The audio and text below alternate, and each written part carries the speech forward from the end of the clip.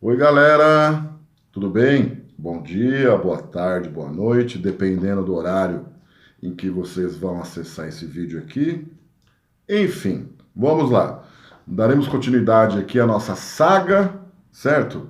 Dentro do desenvolvimento dos aspectos relativos ao feudalismo europeu, a Idade Média. Bom, como eu já disse anteriormente, nós temos aí vários módulos, várias aulas para que possamos trabalhar e compreender todos os aspectos relativos desse modo de produção que perdurou aí por praticamente 1000 anos, certo? Nós temos aí entre o século V e XV e as divisões. Lembre-se, do século V ao X, a Alta Idade Média, a formação e auge do feudalismo, e a partir do século XI ao século XV, a Baixa Idade Média. Beleza? Temos, portanto, muitos detalhes e que progressivamente iremos desenvolvendo ao longo de nossas aulas. Beleza? Aqui, qual é o tema? Nós estamos no caderno 1, o módulo 5, cujo título é Europa Feudal, uma sociedade de ordens. Então, eu vou seguir aqui o esquema, o cronograma que eu montei nos slides todos, para que fique tudo bem claro, tá? Para que você possa compreender isso de uma forma bem simples, tá? E que possa ajudar você a fazer os exercícios, a ler os textos e realizar as suas tarefas. Beleza? Então aqui nós temos alguns objetivos de aulas a serem estabelecidos. Bom, então eu coloquei aqui seria o seguinte, ó. Primeiro, compreender o funcionamento das estruturas sociais do feudalismo europeu, ou seja, o nosso foco aqui são as classes sociais, certo? Depois temos relações entre nobres, nobres comuns.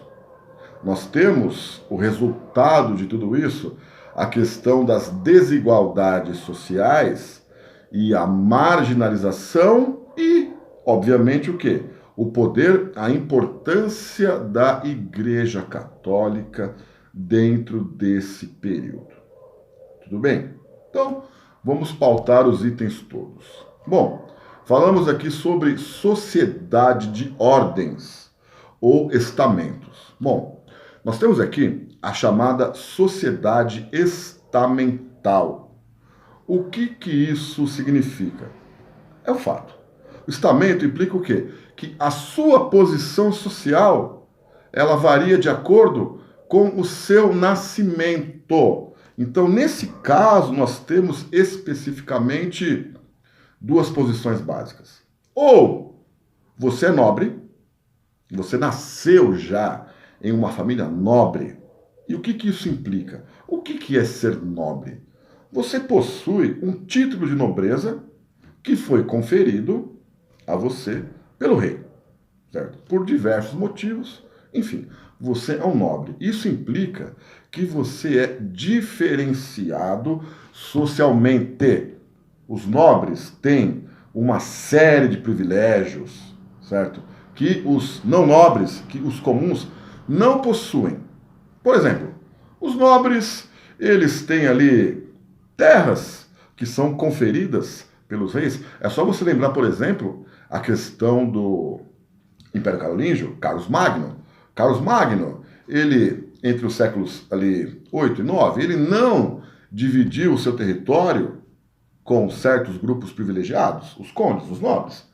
Então os nobres têm terra, eles têm privilégios, os nobres têm leis específicas, eles têm os melhores cargos públicos administrativos, eles são isentos de impostos. O título não se perde, ele é hereditário. Ou seja, se você nasceu numa família nobre, seus descendentes nobres também serão. Tudo isso lindo e maravilhoso. E do outro lado, nós temos os comuns, os não nobres, tá? Nesse momento específico, a gente fala sobre comuns, seriam aqui os servos e alguns homens livres. Posteriormente, nós temos outros elementos que farão parte dos comuns, por exemplo, a burguesia.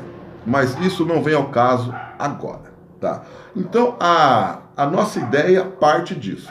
Nós temos nobres e nós temos comuns, certo? E dentro dessa sociedade estamental, significa o seguinte, tá? A mobilidade social, ela é praticamente nula. Ou seja, o nobre não perde o título. O nobre não deixa de ser nobre, independente de sua posição econômica. Ser nobre não necessariamente implica em ser rico, mas esse é um assunto que nós vamos discutir em um outro momento. Beleza?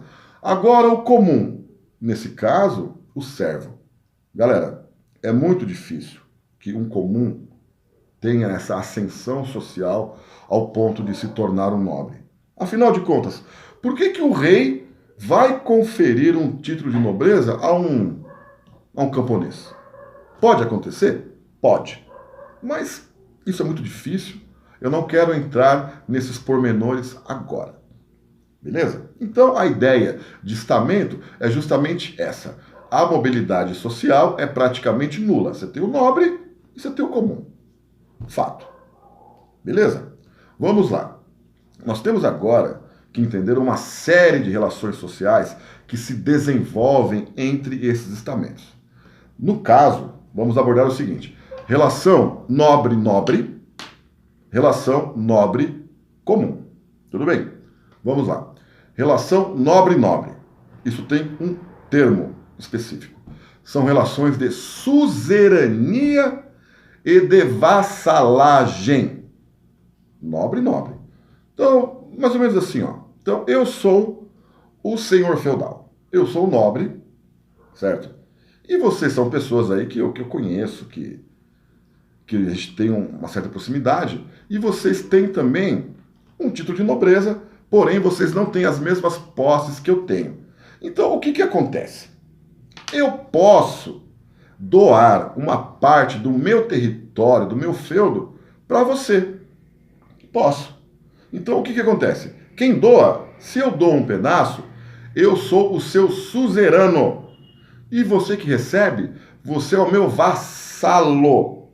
Ok? E é claro que isso não é de graça, tá? O que acontece? A partir do momento que eu dou um pedaço do meu território para você, passam a existir algumas relações de fidelidade entre nós. Isso, na verdade, era um fato já que vinha dos germânicos, que é baseado no comitatus. Então, o que você tem aqui? Eu doei um pedaço do meu território para você.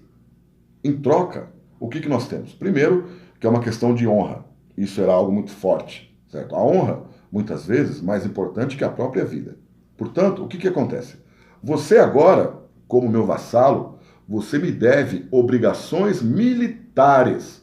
Ou seja, em momentos de conflitos, de guerras, por exemplo, eu sofri uma invasão de um nobre vizinho, de um feudo vizinho. Você, como meu vassalo, você deve fornecer também seus cavaleiros para ajudar na defesa de minha propriedade. Você não tem que pagar imposto, você não tem que doar produção, que arrumar meu telhado. Nada disso. Essa questão é baseada no quê? Na fidelidade e na disposição militar. Beleza? Tudo bem. Você, como vassalo, você pode doar parte de suas terras para outro? Pode. Isso é fato, acontece também. Então, é possível que você seja o meu vassalo e o suzerano de um outro nobre. Enfim, não quero discutir essas questões todas. É só para você perceber que isso existe. Maravilha. Agora nós temos a questão do nobre e do comum, que é justamente o quê? São as relações de servidão dos servos. Isso já foi dito, já foi discutido anteriormente. Tá? Normalmente o servo se submete à autoridade de um senhor em troca de proteção. Então aquela história, tem o feudo, a propriedade toda, eu coloquei para vocês nos slides uma definição, nós vimos anteriormente, mas está lá. Então o que tem? Tem lá a minha fortaleza, meu castelo, que é o manso senhorial, você tem a área do servo, que é o servil, e a reserva.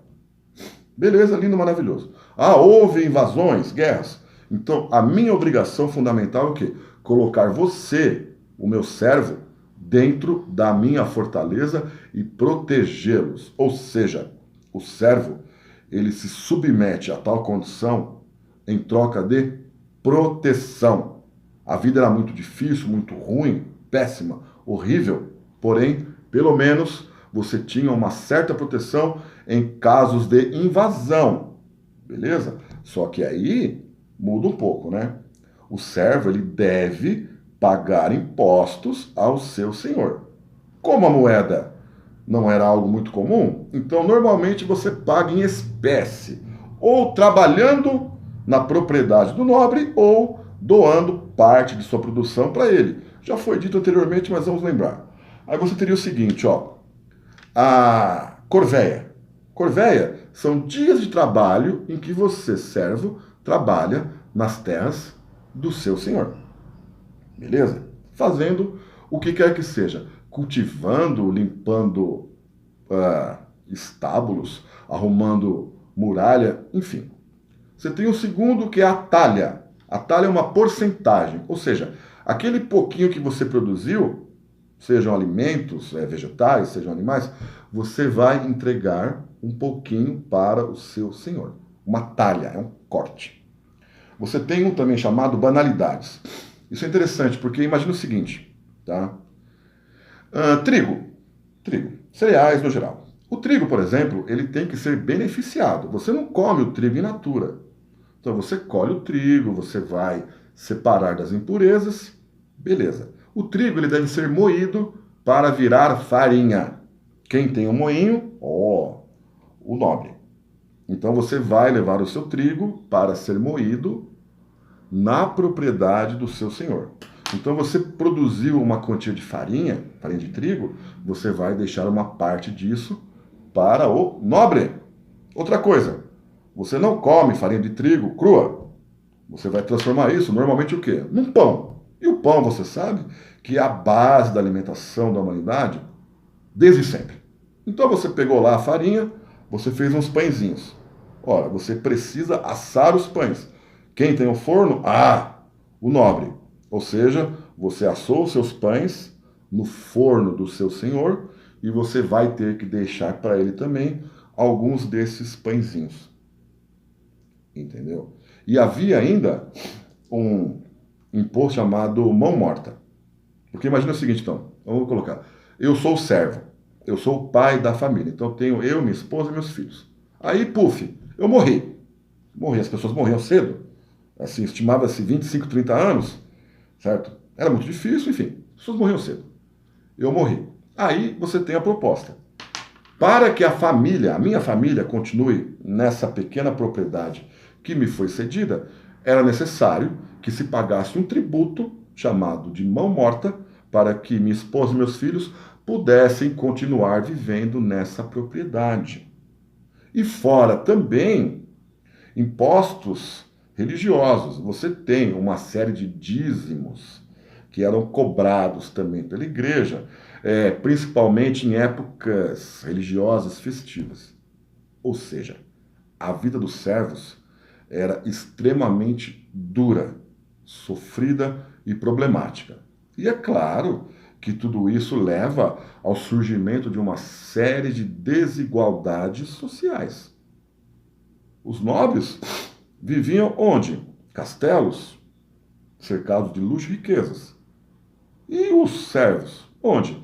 Em casas simples, muitas vezes feitas de adobe, de tijolos, chão de terra batida, telhado de palha, casas muito simples, sem mobília, sem nada. Como que seria uma casa de um servo? Filho, você pensar o seguinte, é um local pequeno, um cômodo único, que você tem ali no máximo uma lareira, para você não congelar no inverno, certo? E também para você cozinhar ali os seus alimentos, né? As sopas que se alimentavam todas. Uma mesa e palha. Palha por quê? Porque era onde as pessoas dormiam. Cama de palha e junto aos animais, certo? Portanto, você tem essas dificuldades plenas, absurdas. Agora, como que existe essa aceitação? Aí nós temos o papel da igreja nisso tudo? Veja bem, a questão aqui, não estou falando o que é bonito, o que é feio, certo ou errado. Não estou tecendo críticas, não é uma aula religiosa. Mas o que acontece? A igreja teve um papel fundamental nesse tipo de domínio, certo? Porque, afinal de contas, a religiosidade extremamente forte. E à época, aquilo que era dito pela igreja era a realidade plena, absoluta. Afinal de contas, a igreja não mente. Beleza? Então, a igreja vai colocar o seguinte, ó, dentro da divisão. Você tem o primeiro estamento, o primeiro estado, que é o clero, que são os membros da igreja. Eles são responsáveis pelas orações, por rezar. Rezar, agradar Deus, certo? E evitar que pragas maiores viessem sobre a humanidade. Ponto. Ponto. Livrar os humanos dos pecados. A igreja colocava que o segundo estado, o segundo estamento, o rei e os nobres, que são responsáveis pela defesa, por lutar contra os inimigos, por proteger a população. E o terceiro estamento, o terceiro estado, a maioria da população, os servos, pobres, sofridos, miseráveis. Só que colocava-se o quê? Falou, olha, filho, eu entendo que a sua posição é bem difícil, mas vocês são bem importantes porque vocês que produzem o alimento que sustentam essas ordens. Portanto, dentro das justificativas religiosas, a igreja procurava o quê? Acalmar as inquietações sociais. E mais ainda, a Igreja Católica era a instituição mais rica, organizada e poderosa da Europa feudal. Ponto. Tanto como proprietária de terras, certo? Como na questão da manutenção da ordem social. A igreja monopolizava o conhecimento, o comportamento, fiscalizava a vida das pessoas. E é claro que perseguia de forma extremamente violenta aqueles que não se enquadrassem nos seus preceitos. Como eu disse, não é crítica, não é nada disso. É apenas a realidade. E a partir disso, nós temos também uma série de casos de intolerância religiosa. Entendeu? São as questões relativas às heresias, caças bruxas, perseguição àqueles que discordassem e tudo mais. Porém, esses assuntos serão debatidos um outro dia, uma outra hora. Beleza, galera? Um abraço, vejo vocês logo mais.